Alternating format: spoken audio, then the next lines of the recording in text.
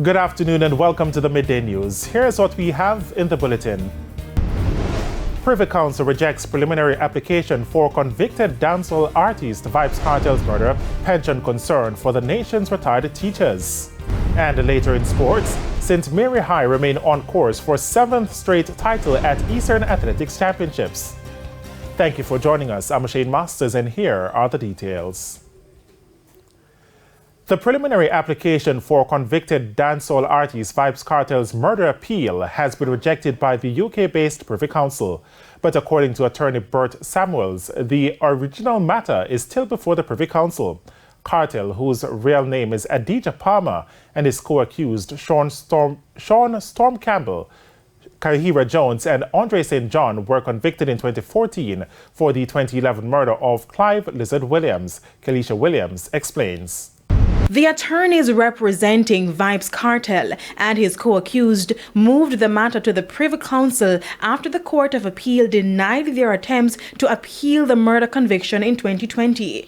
On Tuesday, the Privy Council said, having considered an application for permission to appeal the judgment of the Court of Appeal of Jamaica on the 3rd of April 2020 for Mr. Palmer and his co-accused, that the permission to appeal is refused. It said the grounds on which the attorneys were seeking an appeal do not support the submission that a serious miscarriage of justice has occurred. No attorney representing Sean Campbell, Bert Samuels, spoke with our news team today. The release sent out today about the Sean Campbell and the Vybz Kartel and two other appellants to the Privy Council is extremely misleading. What has happened is that the original grounds of appeal filed before the Privy Council, of which the Jamaican Court of Appeal gave permission for us to argue those grounds are still before the Privy Council. They are to be argued in a future date. Mr. Samuels further explained what aspects of the appeal has been refused according to the Privy Council's statement today. What has been refused is that we had some additional grounds for which we did not get permission from the Jamaican Court of Appeal to argue. And we sought to ask the Privy Council to add those additional grounds to the substantive appeal. The Privy Council said, no, we are not allowing you to argue those grounds. We really have to argue the original grounds only. He continued to stress that the original appeal is still before the Privy Council. Vybz Kartel, his co-accused Sean Storm Campbell, Kahira Jones and Andre St. John are serving life sentences for the 2011 murder of Clive Lizard Williams. Kelisha Williams, TVJ News. The 4 women charged in connection with the multi-million-dollar fraud racket uncovered at Sagicor Bank last year are to return to the Kingston and St. Andrew Parish Court on April 27. Now, their bail was extended this morning after the court was told that the case file is incomplete. Conditions were also attached to bail and a fingerprint order made. A stop order was also imposed. Now, earlier in the proceedings, attorney Matthew Hyatt, who is representing Alicia Moulton White, challenged the investigating officer's suggestion that conditions to bail be imposed. Mr. Hyatt argued that Mrs. Moulton White is the holder of a Canadian passport and that she has to attend to a delicate matter in that country. But she was ordered to surrender her passport. Mrs. Moulton White, former vice president of group marketing at Sagicor Group Jamaica, client care officer Tishon Samuels, and former Sagicor Bank employees Trisha Monique Moulton and Malika McLeod are accused of conspiring and defrauding the U.S. foreign currency accounts of about 6 Sagicor customers. Investigators say more than $60 million was defrauded from customers' accounts in the alleged scam. One account was reportedly defrauded of $40 million. Jamaica's economy grew by 3.4% for the October to December quarter in comparison to the same period in 2021. The goods-producing industry recorded the majority of the improvements, with 4.3% compared to the services industry's 3%. On the goods-producing side, mining and quarrying, agriculture and fisheries, and manufacturing saw improvements. But what led to the massive growth in the mining and quarrying and agriculture and fisheries sectors? Dr. Wayne Henry is the Director General of the PIOJ. Real value added for the agriculture, forestry, and fishing industry was estimated to have grown by 5%. This improved performance reflected the positive impact of 1, an increase in domestic hectares reaped, up 5%, 2, increased demand, particularly from the tourism sector associated with its continued recovery, and 3, the continuation of measures implemented by the government to improve output in the industry. Growth was driven by higher output in all components of the industry, led by other agricultural crops and the traditional export crops. Real value added for the mining and quarrying industry increased by 115.9%.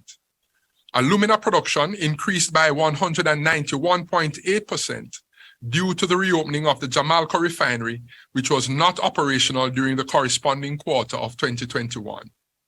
He says this was due to the opening of the economy globally and increased business confidence. At the same time, the construction sector realized a decline of 4.7%. The data was released at the PIOJ's quarterly press briefing this morning.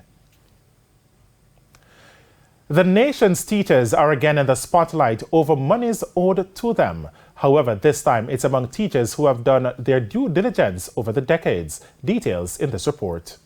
The government is again being taken to task over the protracted period it's taking for retired teachers to receive their pension. A 62-year-old teacher detailed the issues in a recent article describing the treatment as an injustice, having served in the classroom for most of her life. Speaking on TVJ's Smile Jamaica on Tuesday, President of the Jamaica Teachers Association, Lasonia Harrison, while not dismissing the retiree's complaint, says the treatment has become commonplace. There are teachers who have all their ducks in a row, their documentations, but for whatever reason, and we've been trying to get the government to commit to a turnaround period of at least 90 days. So once the teacher has sent in all the documentations required, I think it is reasonable, it is in good sense, it is humane. She says the treatment is a reflection of the disregard the government has for teachers. Mrs. Harrison appealed for something to be done as the pension is already woefully inadequate. Because, for some people, what they will get for pension, only God knows, is a contribution to their light bill and their water bills. The JTA president is also concerned that there isn't a pool of funds set aside to assist aggrieved retired teachers. The government of Jamaica, I'm not so sure, is so benevolent to the workers of this nation, the nation builders. I'm not quite aware of any such fund that helps us in between until then. In the meantime, she's calling on members to store correspondence with the Education Ministry. And we advise teachers from even now have a little shoebox, where you put all of those important letters and documents you have ever received from the Ministry of Education there. So you are able to tell you your terms of reference, your contract, that you're permanently employed at this school, all of those, your 503 forms, you need to have them every time you've ever gone off on leave. You need to have them so there can be the necessary checks and balances in place. Whatever I'm sending to the ministry or any ministry, I have a copy of what I sent and I write down the date that I brought it in and sent it there. Hal Shane Burke reporting for TVJ News. And it's time for a break here on the Midday News, but please stay with us. Much more stories when we return. Welcome back to the Midday News. A man who was wanted by the St. Thomas police for various crimes, including murder, was fatally shot during a police confrontation on Monday. The deceased has been identified as 24-year-old Dwayne Dogan, otherwise called Luthi, of a Seaforth address in the parish.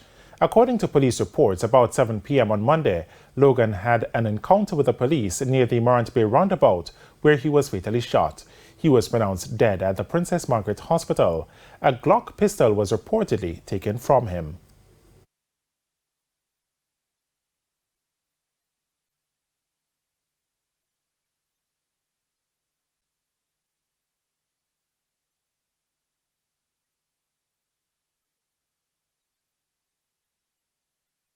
Luthi has been on the police radar from last year for his involvement in several murders and shootings committed in that area. He's also the person of interest in the murder of District Constable Mark Antonio Forsyth, as also other persons in the area. A firearm taken from this man is suspected to believe the firearm that was taken from the farm manager, Mr. Dean Griffiths, who was killed on the Surge Island farm earlier this year. Meanwhile, Deputy Superintendent for the St. Thomas Police Division, Neil Thompson, says the police have stepped up operational activities in Seaforth. This has led to a number of persons of interest leaving the area. Public urination continues to pose a challenge for local authorities in St. Catherine. Although illegal, Councillor for the Portmore Pines Division, Claude Hamilton, says it is rampant in towns across the parish, especially in the old capital Spanish Town. Under the National Solid Waste Management Act, a person caught urinating in public spaces can be charged $2,000. Mr. Hamilton says inadequate public sanitary facilities has compounded the issue, as well as commercial entities charging people to use their restrooms. Coming to the plazas or coming to this place of business, where is it they will going to relieve themselves, especially young children, young adults or adolescent women, persons of a certain age or persons even of unsound mind. If it is that using these facilities is going to charge, it's a deterrent. He wants a policy which would force businesses to accommodate citizens needing to use their restroom for free. Our level, whether it be the plazas within Spanish Town, whether it be any place that offer business or whether it be food, must cannot leave not only to their customers, but I think that's a correct step forward to help us making our parish a better place, especially in the township, to make it more cleaner and more palatable to the business. Now, he was speaking at the recent Health and Sanitation meeting in St. Catherine. And it's now time for the Business Minute. Trans-Jamaican Highway says the acquisition of majority ownership in Jamaica infrastructure operators negatively affected the company's year-end earnings. At the end of the fourth quarter, ended December, total losses amounted to $11.3 million. The quarter's negative after-tax result exceeds total losses incurred in the 2021-2022 financial year. Trans-Jamaican Highway says the acquisition of Jamaica Infrastructure Operators, which manages and operates the highway network on behalf of Trans-Jamaican under contract, resulted in a one-time settlement loss of $13.9 million.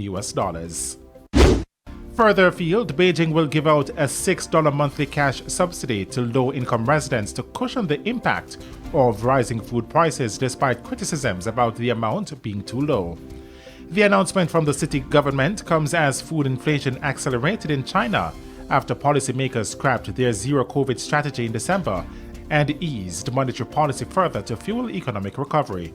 Now, last week, protests by retirees broke out in the cities of Wuhan and Dalian over cuts to their medical care benefits, highlighting the growing risk of unrest over livelihood issues as China's economy struggles to regain its footing after being drained by pandemic policies. And that's it for the Business Minute. And now for the top regional and international stories, here's Sandy Williams. In the region, the United Nations Secretary General Antonio Guterres says he is concerned about the recent violent protests in Suriname. More than 100 people were detained after protesters stormed the National Assembly and private businesses. They looted and damaged the infrastructures, leaving several people injured. However, Secretary General Guterres says while freedom of expression and peaceful assembly are fundamental human rights that must be respected at all times, protests must be carried out without resorting to violence. On the international scene, Russia is suspending its participation in the New START nuclear arms reduction treaty. The New START treaty is the only agreement left regulating the world's two largest nuclear arsenals. Under the treaty, the United States and Russia are permitted to conduct inspections of each other's weapons sites, but inspections have been halted since 2020 due to the COVID-19 pandemic. This announcement comes as Russian President Vladimir Putin is accusing the U.S. and its NATO allies of openly declaring the goal of Russia's defeat in Ukraine. And those were the top regional and international stories. I'm Sandy Williams. Thanks, Sandy. We head to a quick break. When we come back, we'll have your midday sports report.